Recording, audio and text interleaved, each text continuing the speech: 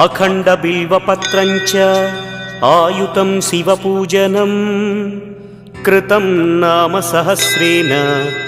एकबिल्वं शिवार्पणम् उमया सह देवेश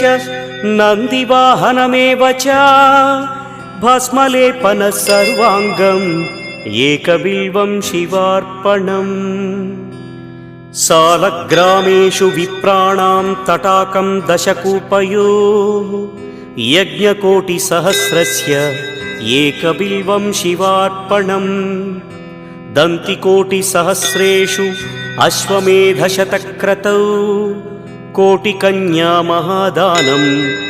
एकबिल्वं शिवार्पणम् बिल्वानां दर्शनं पुण्यं स्पर्शनं पापनाशनम् अघोरपापसंहारम्